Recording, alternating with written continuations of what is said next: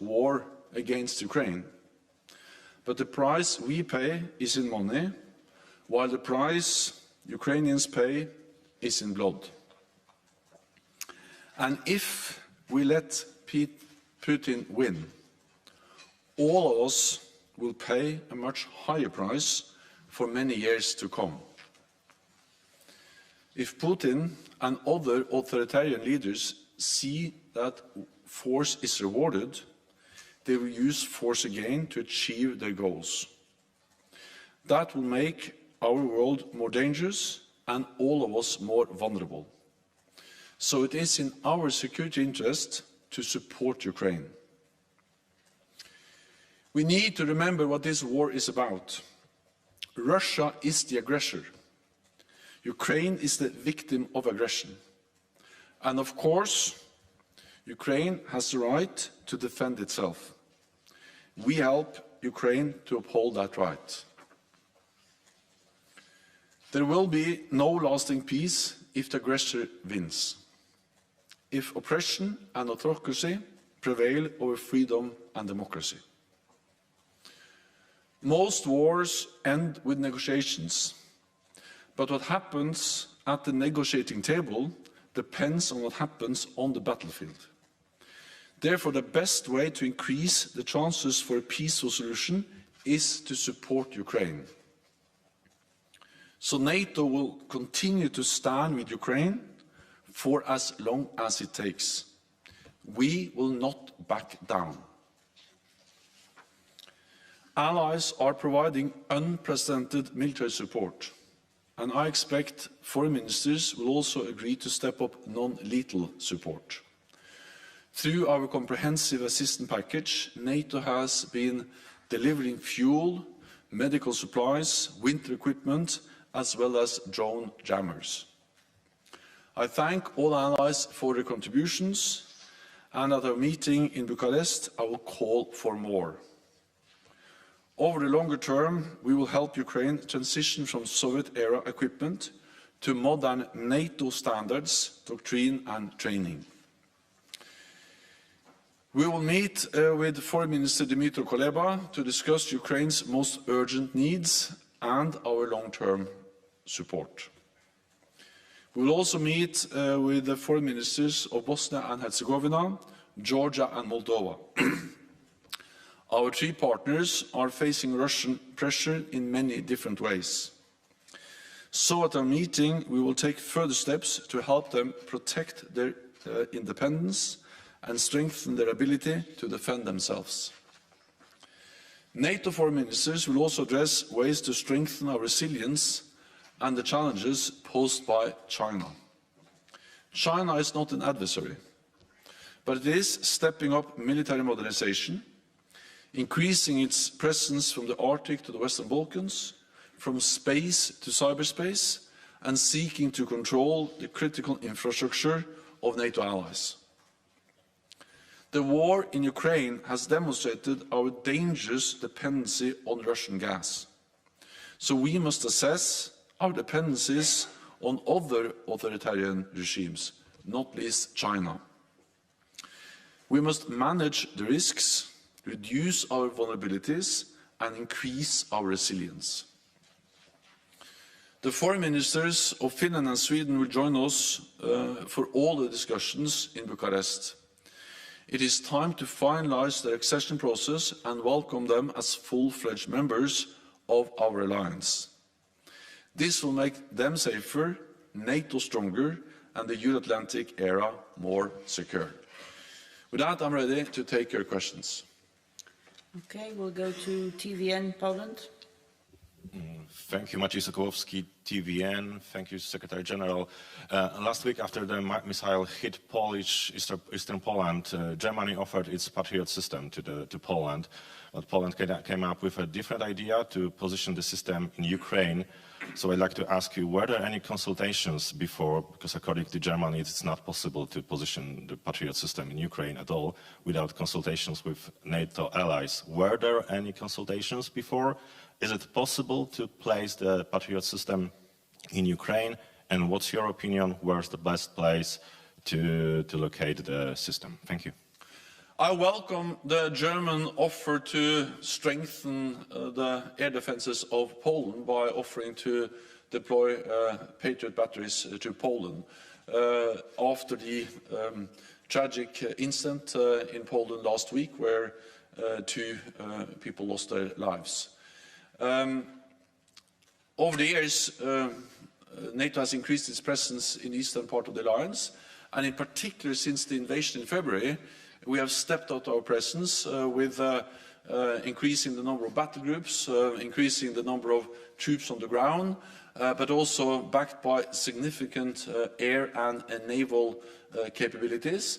And this includes also significant air defense systems with fighter aircrafts, ground-based air defense systems like Patriots, and of course also naval air defense systems, or naval-based air defense systems.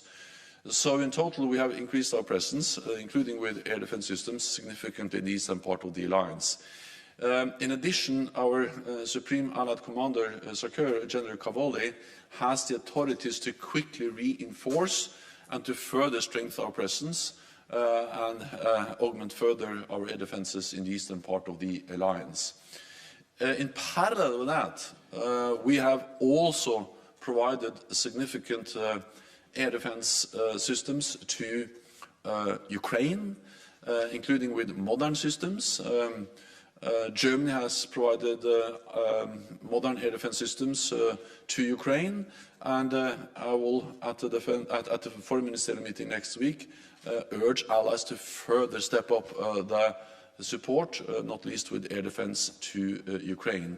But specific decisions on specific capabilities, that remains national decisions. We'll go to Politico. Thank you. I had a question on China and the report that ministers are expected to adopt. Do you see this report as a strong first step in implementing the China language that was adopted in the strategic concept? And what do you see as the next steps for making the language of the strategic concept on China a reality, so in the implementation? Thank you. Foreign ministers will, when they meet in Bucarest, follow up on the decisions heads of state and government made in Madrid in June, when they agreed the strategic concept, where we addressed China in a way we have never done before in any strategic concept of NATO. We state clearly that, of course, we need to continue to engage with China. China is not an adversary, but at the same time, we see the significant ongoing military modernization of China, including with advanced weapon systems, long-range missiles, new nuclear weapons. We see how China and Russia are working more and more closely together. We see how China tries to control critical infrastructure in Europe. We saw it with the discussions about 5G networks. And we see also how China doesn't share our values, violating human rights in China, and how they crack down on democratic protests, journalists, not least in Hong Kong. So all of this makes it necessary for allies to address this together, and that's exactly what we will do when we meet in Bucharest to discuss how to follow up these political decisions. This is about resilience. It's about learning from what we have seen after the Ukraine war, or the brutal war of aggression against Ukraine by Russia, and the way Russia has used our dependency on gas. Based on that, we need to also assess over-dependencies or dependencies on commodities from other authoritarian regimes, and that includes China, for instance, rare earth minerals, supply chains and other aspects where there are potential vulnerabilities for NATO allies. So resilience is part of the way we address the challenge that China is posing to us. We need also to work with our Asia-Pacific partners, Japan, South Korea, New Zealand and Australia. And of course, everything we do on technology is also related to ensuring that we keep the technological edge. We have established a new fund for technology to ensure that we maintain the technological edge, knowing that China is investing heavily in new technologically advanced systems. So there are many things we need to do, but I look forward to the discussions with foreign ministers next week to chart the way forward. Bloomberg. Thank you. Natalia Drezdiak from Bloomberg. I wanted to ask about Ukraine's application to join NATO. I understand why allies wouldn't want to push forward with a fast-track application right now, given the war. But I'm wondering, why won't allies consider a more concrete roadmap to give Ukraine a trajectory to eventually join the alliance one day? Thanks. NATO's door is open, and we have demonstrated that not only in words but also in deeds. Over the last years, we have welcomed North Macedonia and Montenegro as new members of this alliance. And just this year, we made a decision to invite Finland and Sweden, and we have signed accession protocols for Finland and Sweden joining the alliance. On all these decisions, Russia has been heavily against.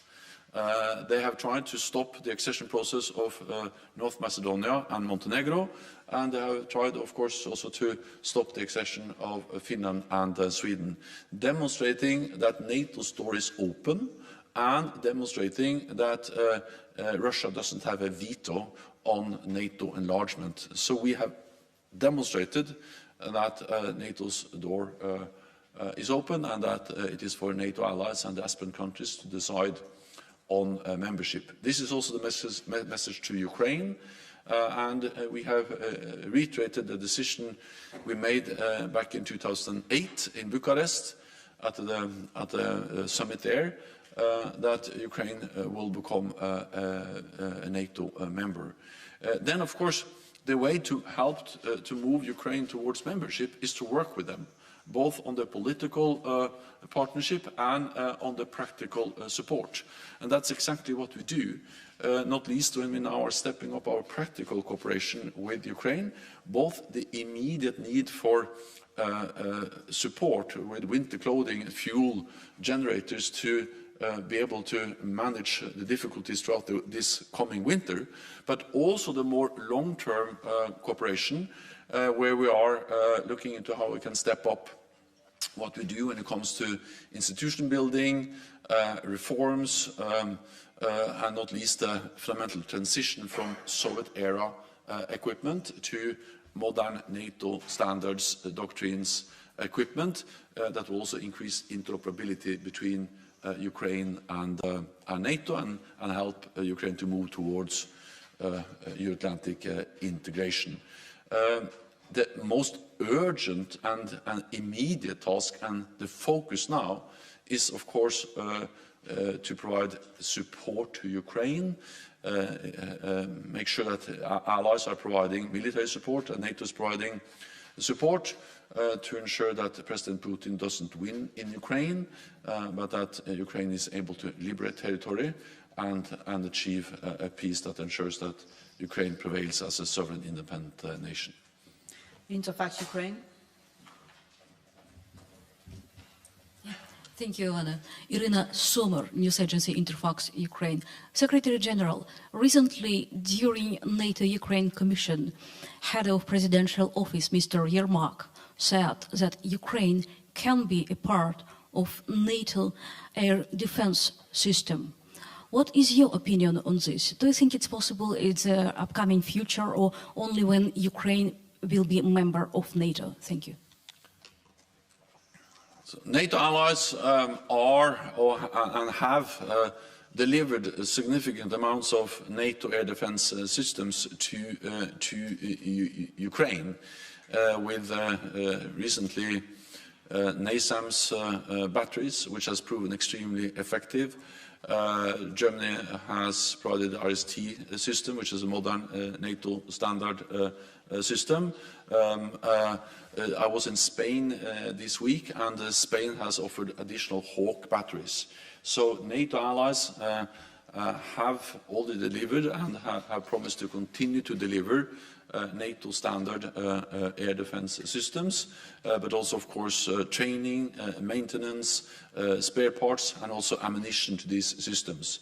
So in that way, we already see how Ukraine is able to operate NATO systems, and this is good for Ukraine. It's helping them to defend against the horrific missile and air attacks against Ukrainian cities, Ukrainian infrastructure. And it's also, of course, increasing and improving interoperability between Ukrainian forces and NATO forces. And before the war, Ukraine also participated in different NATO operations. Ukraine was part of a mission in Afghanistan. Ukraine has been for many years in our mission in Kosovo. We have conducted training together. So there are many ways that we are working more closely together as NATO and as Ukraine, with equipment, training, procedures.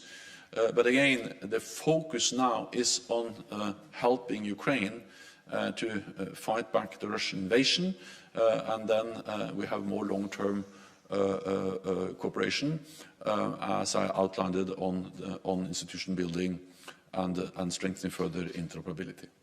Imedi, Georgia. Thank you, Oana. Good morning, Mr. Secretary General. I have a question about Georgia. Meeting in Bucarest is highly symbolic and emotional for Georgia, because in 2008, leaders promised NATO membership in Bucharest. What should we expect now? Any specific decisions and additional steps to strengthen security to defend our country? And also would like to hear your comment on the decision made in the European Parliament this week to declare Russia as state which sponsors terrorism. Thank you so much. First, on Georgia, also we will meet with Georgia, together with also the foreign ministers from Moldova and Bosnia and Herzegovina. And I think just the fact that we meet as foreign ministers in Bucharest demonstrates our strong political commitment, our support to these highly valued partners. Georgia is a highly valued partner, and we know that these partners are subject of Russian interference. Georgia has seen Russian military aggression back in 2008, and still significant parts of Georgia is controlled by Russian-backed forces. So that just makes it even more important to work with Georgia, to strengthen our cooperation with them, to help them to strengthen their resilience, and to help Georgia to defend itself. And for Georgia, we could also increase our support by building on the substantial NATO-Georgia package, and continue both our political and practical cooperation. Then on the decision by the European Parliament, I would like to say that what we have seen over now several months are horrific attacks against civilians, residential areas, critical civilian infrastructure, and also against schools and hospitals, with a high number of civilian casualties. Intentional targeting of civilian infrastructure and civilians is a war crime, and therefore it is so extremely important that investigations are conducted, that all the facts are established, and NATO allies are also helping and supporting the ongoing efforts by Ukraine with forensic support and legal support to be able to establish the facts and to ensure accountability, that those responsible for these horrific attacks are held accountable. Deliberate attacks on civilians are war crimes, and those responsible must be held accountable. Okay, NPR. Thank you. For months now, you've been discussing with your armaments directors how you are going to practically and speedily improve the supply chain of weapons. And we're heading into winter. You've just had another meeting with armaments directors. What practical steps have you taken? What can you show for these meetings? Because I read the press release and it sounded exactly like the one from months ago. The language doesn't seem to change much. And just if I could clarify one of your statements earlier, you said that sending a Patriot system into Ukraine would be a national decision for Germany. But obviously, this would have huge implications for NATO. I mean, isn't that sort of, isn't that a no-go for an ally? To send a Patriot system into Ukraine would involve all of NATO, wouldn't it? Thanks. It would risk an Article 5 declaration if such a system were attacked. NATO allies have already sent. Sorry, because Germany insists that its technicians would have to be there. I mean, I know this is very hypothetical, but I'm just questioning. Although the NATO allies have been able to deliver different types of advanced air defense systems and also other advanced systems like the HIMARS to Ukraine already. And the way this has been done is that when there is a need for specialists to operate these systems, be it air defense systems or other advanced artillery systems, the Ukrainians have received training in a NATO country.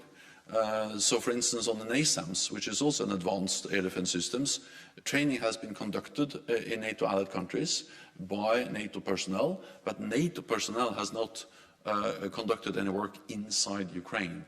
And again, this highlights that NATO is not party to the conflict. We don't have forces or troops on the ground, but NATO allies support Ukraine's right for self-defense. And we have that right to help them to uphold that right, and we do that by providing different types of advanced systems, but also by training them. Just a couple of weeks ago, I went to the United Kingdom. I visited one of the training facilities there, where the United Kingdom, but also Canada, Denmark, Netherlands, Lithuania, and also actually partners like Australia and New Zealand are providing training to Ukrainian soldiers and personnel in different ways. So there are ways for us to ensure that they can operate also modern advanced systems without deploying NATO personnel inside Ukraine.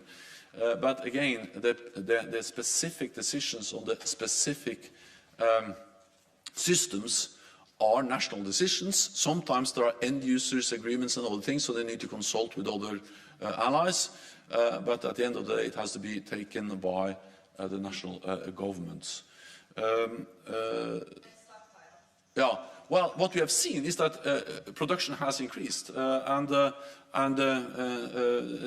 partly we have been able to increase, or NATO allies have been able to increase production of Soviet-era equipment and Soviet-era ammunition, which is extremely urgent and needed, because Ukraine still has a lot of Soviet artillery, or Soviet-era artillery, and they need ammunition, they need spare parts, and some of our members in the eastern part of the alliance, they have that production, those production facilities, and they have ramped up production. I met with many industry leaders last week, and we discussed in detail how they can ramp up production. Of course, some of these increases can happen quickly. Some has already taken place. Other will require more time. Partly you can increase production by having more shifts, by utilizing existing production lines more. But of course, sometimes there is a need for new production lines, new facilities, and that will require investments, and that by nature will take some more time. But production has already increased, but we need also to do even more to also ensure more long-term investments in additional production lines. Okay, go to TV2. Good morning, Mr. Secretary General. Elin Sørsdal from TV2 Norway. I have two questions. I want to elaborate a little bit about what the EU Parliament said this week. Do you agree that what Russia do in Ukraine is state-sponsored terrorism? And second, yesterday we heard that Hungary is ready to approve the entry of Finland and Sweden in NATO in early 2023. Do you have some news from Turkey?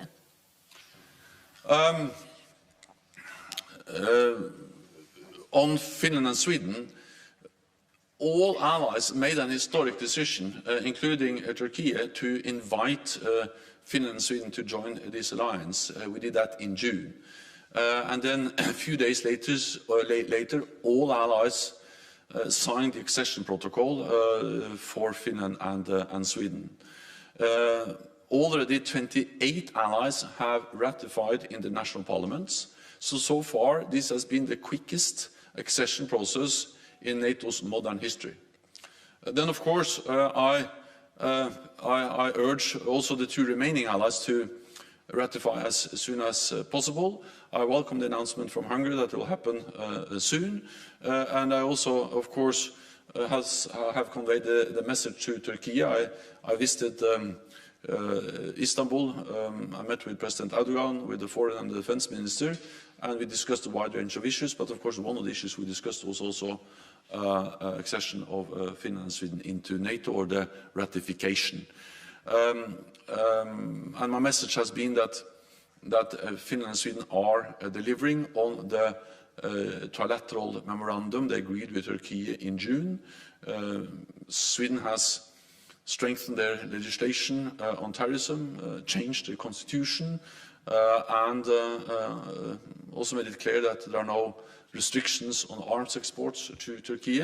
And both Finland and Sweden are also committed to a long-term cooperation with Turkey on these issues. I'm confident that all allies will ratify. I will not speculate about exactly when, but the sooner the better, because we know that Finnish and Swedish membership will strengthen NATO, it will strengthen transatlantic security. They are partners of NATO for many years, and they have significant capabilities that will help to strengthen the whole alliance. Let me also add that Finland and Sweden are in a very different place now than before they applied. Because since they applied in May, what we have seen is that